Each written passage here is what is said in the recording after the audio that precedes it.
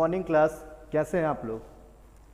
चलिए हम लोग रीजनिंग में कर रहे थे कैलेंडर के क्वेश्चंस, तो कैलेंडर के क्वेश्चंस में आगे करते हैं।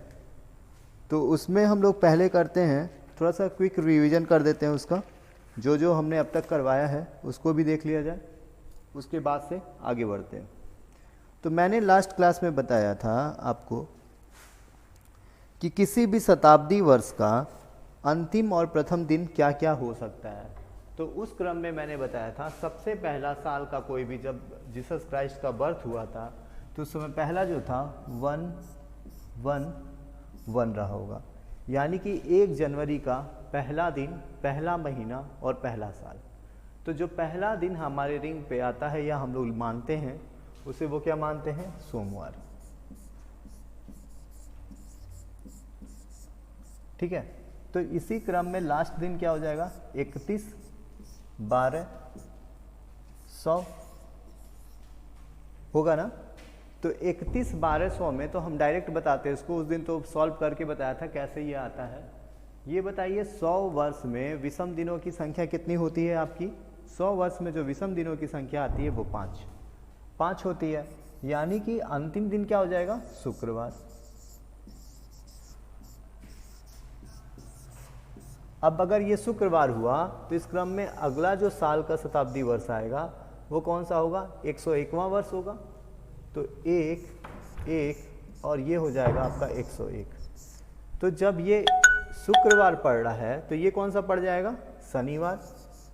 एक दिन बढ़ रहा है ना उसके बाद से। ठीक है, अब इससे थोड़ा सा और आगे बढ़ते हैं। ये बताइए अब ये लास्ट वाला क्या पड़ेगा, तो 101 से ये जो 100 वर्ष का होगा ये 201 हो जाएगा, होगा ना, 200वां वर्ष। तो ये भी क्या होगा, अंतिम 31-12-200। अब ये बताइए 200 वर्षों में विषम दिनों की संख्या कितनी निकलवाई थी, 3 ना। तो अगर विषम दिन 3 हो रहे हैं तो तीसरा दिन कौन सा होगा, बुधवार। ठीक, फिर एक दिन आगे बढ़िए जरा, तो क्या हो जाएगा यहाँ पे, दिसंबर के बाद से 10 जनवरी पड़ेगा, पहला और ये क्या हो जाएगा 201वां वर्ष। तो अगर वो बुधवार है, एक दिन बढ़ रहा, तो ये क्या होगा, बृहस्पतिवार।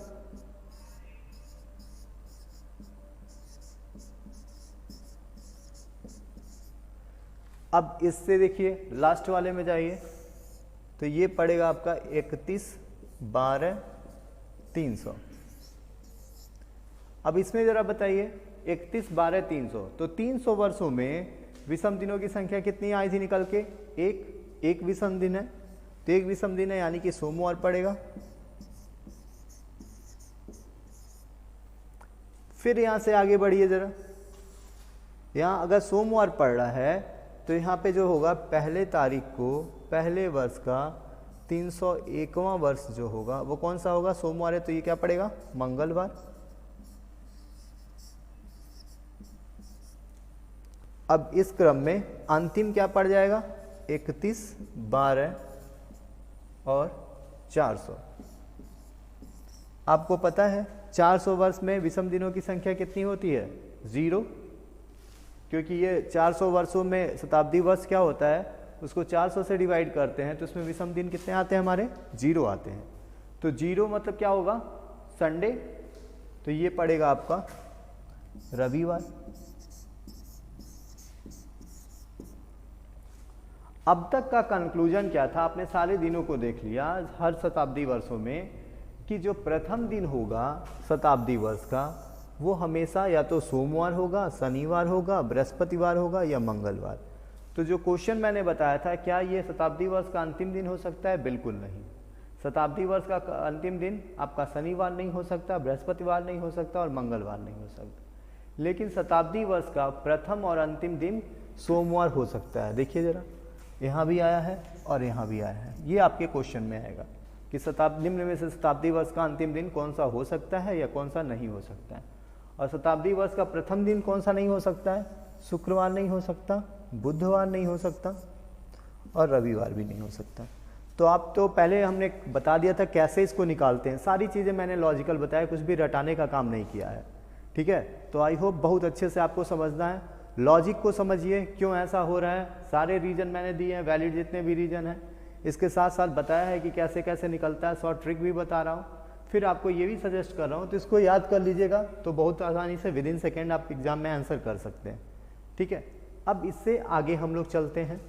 ठीक है, देखते हैं।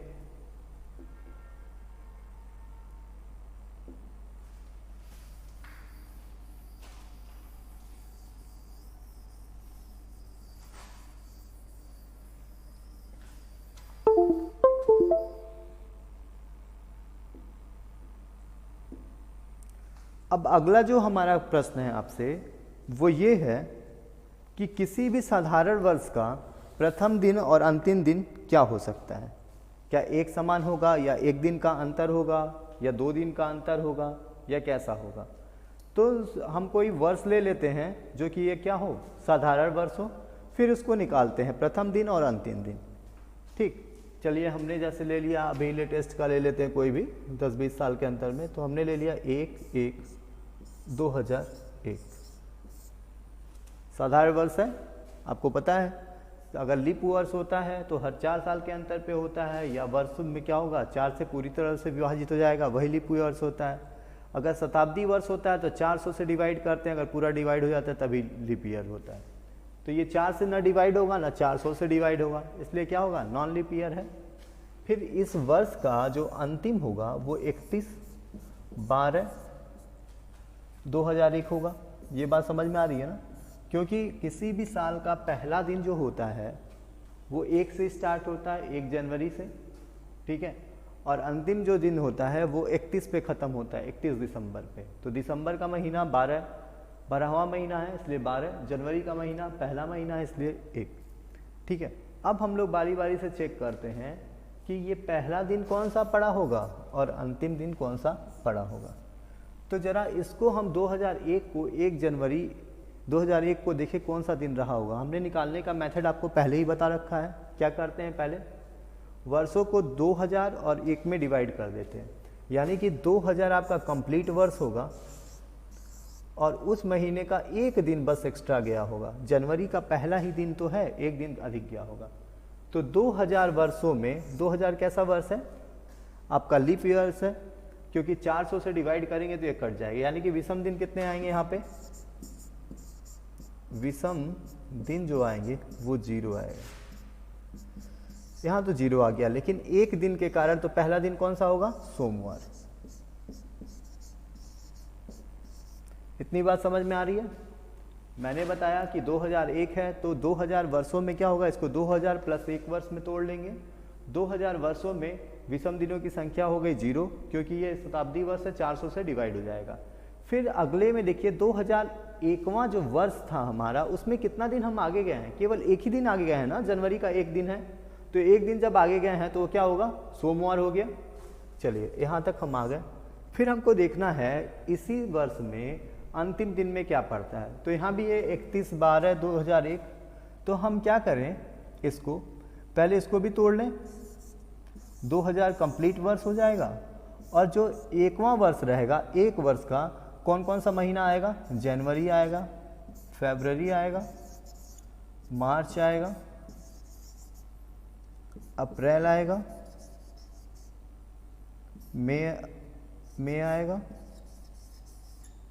जून आएगा, जुलाई आएगा, अगस्त, सितंबर, अक्टूबर, नवंबर और दिसंबर।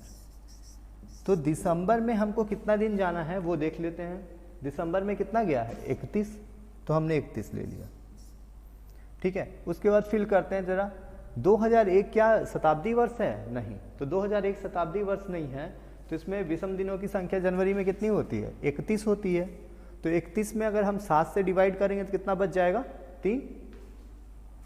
3 आ गया। फरवरी लीप ईयर नहीं है, इसलिए यहाँ पे क्या होगा, 28 होगा, तो ये 0 आ जाएगा। मार्च में 31 होता है, इसलिए 3 आएगा। अप्रैल में कितना होता है, 30 होता है, इसलिए 2 आएगा। मई में कितना होता है, 31 होता है, इसलिए 3 आएगा। जून में कितना आएगा, 30 होता है, इसलिए 2 आएगा। जुलाई में क्या होगा, 31 आता है, इसलिए 3 होगा। अगस्त में भी 31 आता है, इसलिए 3 होगा। सितंबर में 30 होता है इसलिए 2 होगा। अक्टूबर में कितना हो जाएगा? अक्टूबर में आपका 31 होता है इसलिए 3 हो जाएगा। नवंबर में 30 होता है इसलिए 2 हो जाएगा। और इसमें कितना है? दिसंबर का 31 दिन लेना, 31 में 7 से डिवाइड करिए, फिर आपका 3 बचेगा।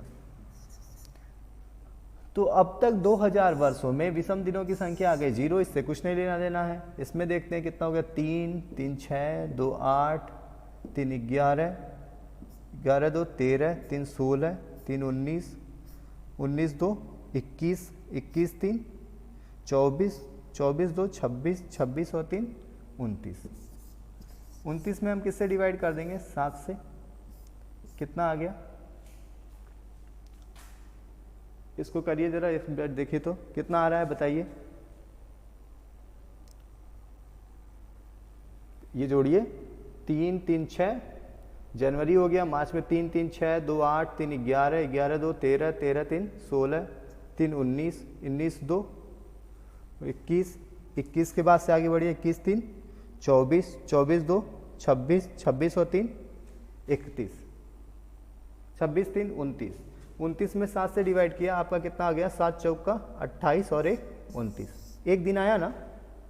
तो ये बताइए यहाँ पे क्या आया अंतिम दिन? सोमवार। निकालना आ गया सबको? ये तो निकालना पहले भी मैं बता चुका हूँ। आपने निकाला किसी भी साधारण वर्ष का प्रथम दिन सोमवार था, उसी साधारण वर्ष का अंतिम दिन भी क्या होगा? सोमवार होगा। कंक्लूजन क्या आया? साधारण वर्ष का प्रथम और अंतिम दिन एक समान होता है। क्या होता है? साधारण वर्ष का प्रथम और अंतिम दिन एक समान होता है। क्लियर है? पहला एक और एग्जांपल ले लेते हैं और उसको करते हैं, देखते हैं कैसे आता है।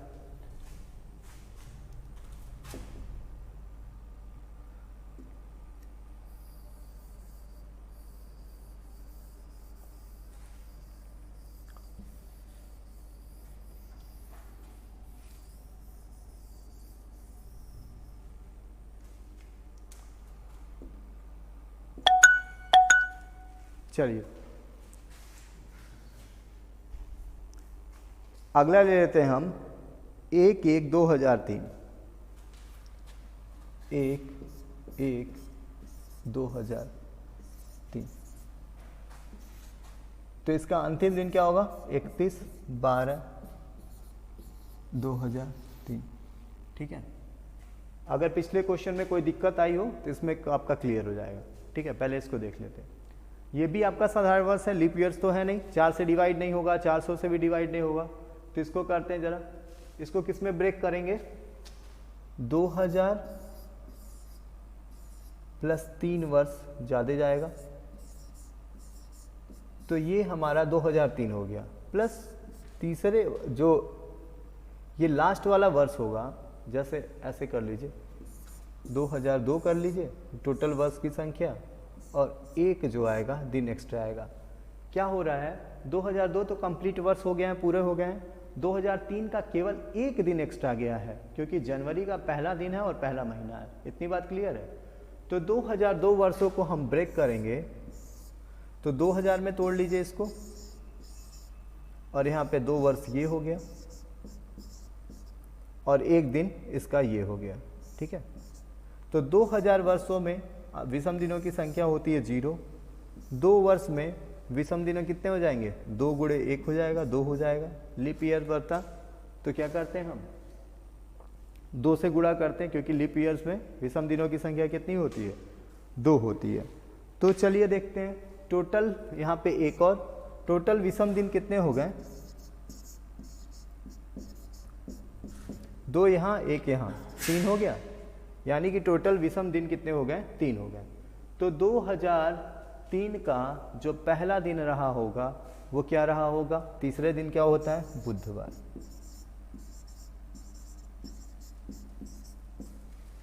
ठीक है, अब जरा इसके अंतिम दिन की बात करें, 31/12/2003। तो क्या करेंगे? इसमें भी 2002 कंप्लीट वर्ष होगा। ठीक है, इसके साथ क्या होगा? 2003 का कितना गया है, दिसंबर तक गया है, तो क्या लेंगे, जनवरी, फरवरी, मार्च, अप्रैल, मई, जून, जुलाई, अगस्त, सितंबर, अक्टूबर, नवंबर और दिसंबर।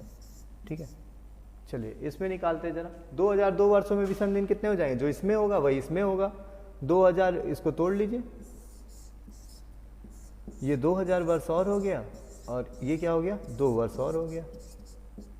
तो 2000 वर्षों में विषम दिनों की संख्या 0, 2 वर्षों में विषम दिनों की संख्या 2, यानी कि 2 तो यहाँ आ गया हमारा।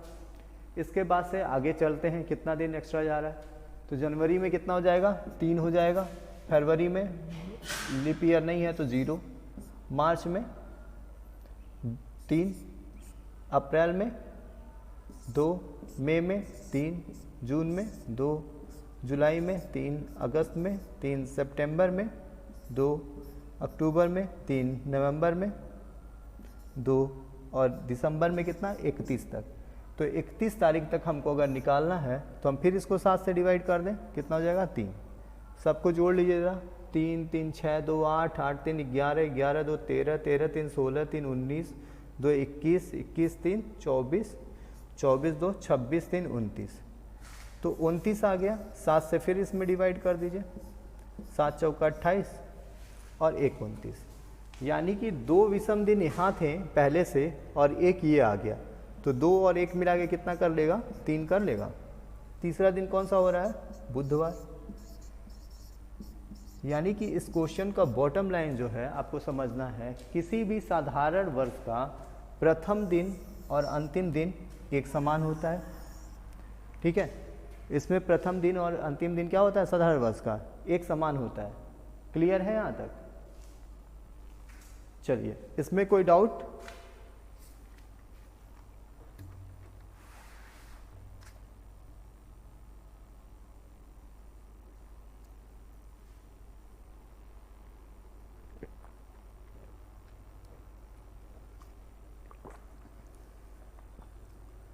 अगले प्रश्न की तरफ चलते हैं। जरा हम ले लेते हैं लीप वर्ष के बारे में। लीप वर्ष में देखते हैं क्या होता है। ठीक है, तो हम लीप ईयर पे क्वेश्चन करते हैं। जैसे हमने नॉन लीप ईयर पे आपको बता ही दिया कि क्या होता है और कैसे होता है। जरा लीप ईयर पे क्वेश्चन करते हैं, उसमें देखते हैं क्या चेंजिंग हो रही है पहले और अंतिम दिन में।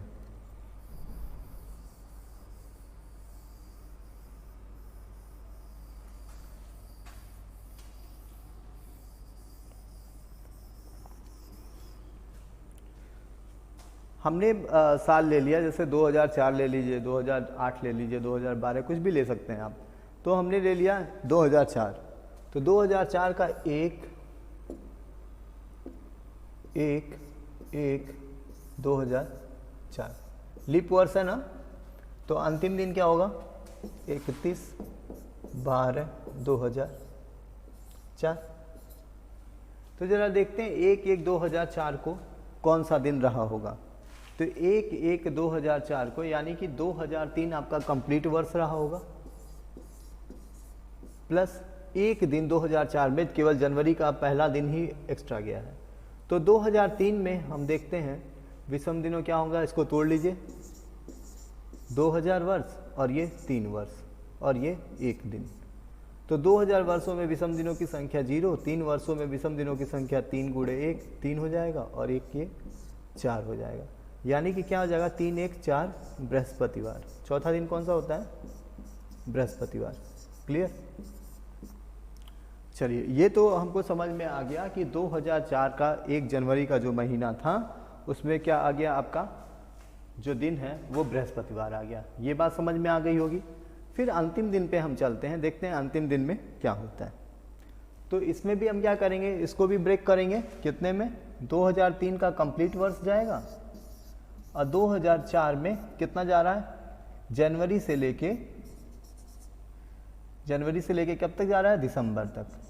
ऐसे से डॉट डॉट, पिछले क्वेश्चन में मैंने बता चुका है क्या आता है। ये आपको याद हो जाना चाहिए कितना आएगा, लीप वर्ष में कितना आएगा, नॉन लीप ईयर में। लेकिन इसको करते हैं हम लोग, क्यों करते हैं, क्योंकि इसमें जो होगा फरवरी का महीना चेंज होगा थोड़ा सा, तो इसको करके बता देते हैं क्वेश्चन, फिर उसके बाद से इसको दिखाएंगे। चलिए जनवरी लेंगे, फरवरी ले लेंगे, मार्च हो जाएगा, अप्रैल हो जाएगा, मई हो जाएगा, जून हो जाएगा, जुलाई हो जाएगा, अगस्त हो जाएगा, सितंबर हो जाएगा, अक्टूबर हो जाएगा, नवंबर हो जाएगा और दिसंबर हो जाएगा। और दिसंबर में कब तक जा रहा है, 31 तारीख तक। जितनी तारीख तक जाता है उतनी तारीख का उस महीने का लिख देते हैं हम। उसके बाद से उसमें 7 से अगर ज़्यादा है तो इसको डिवाइड करते जाते हैं। जरा इसकी बात करें, 2003 को अगर हम ब्रेक करेंगे तो 2000 कंप्लीट वर्ष हो जाएगा और 3 वर्ष एक्स्ट्रा हो जाएगा। तो 2000 वर्षों में विषम दिनों की संख्या होगी हमारी 0, 3 वर्षों में विषम दिनों की संख्या 3 गुणे 1 हो जाएगी, यानी कि क्या हो जाएगा, 3 विषम दिन आ जाएंगे। इधर आ गया।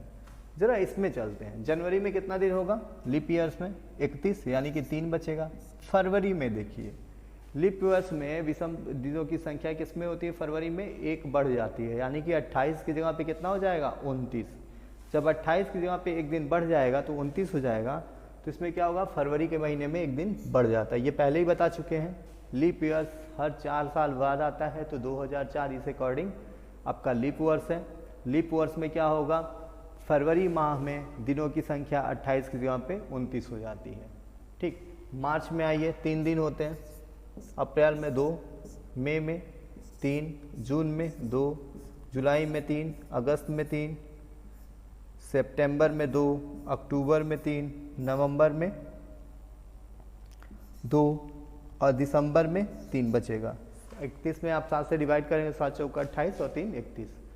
इसको सारे को हम जोड़ लेते हैं जरा, 3 1 4, 4 3 7, 2 9, 9 3 12, 2 14, 14 3 17, 3 20, 2 22, 22 3 25, 2 27 और 27 3 30, यानी कि कितना आया यहाँ पे 30 आया।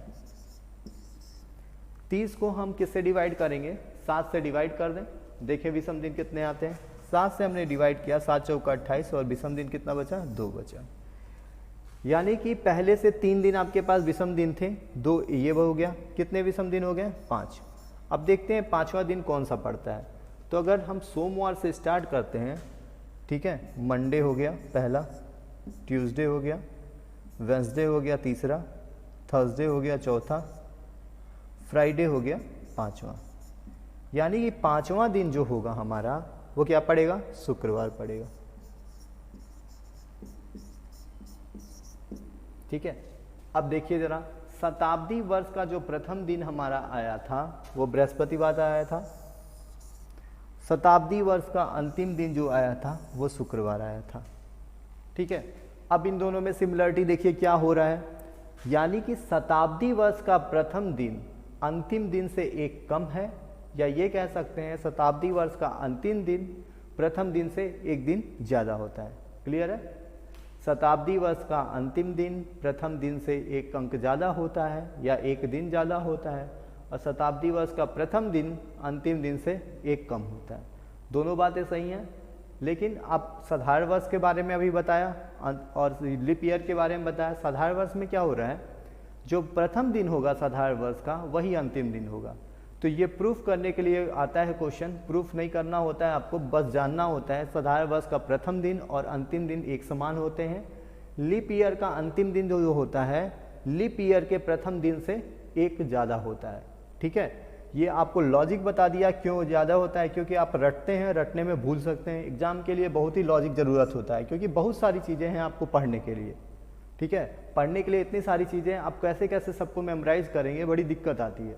तो इसलिए मैंने बताया लॉजिक क्या है, पहले लॉजिक को समझिए, फिर धीरे धीरे ये कई क्वेश्चन लगाएंगे, आपको खुद ही याद हो जाएगा कि कितना होगा और तुरंत विद इन सेकेंड आप आंसर निकाल सकते हैं। क्लियर है आज के लिए, चलिए थैंक यू क्लास।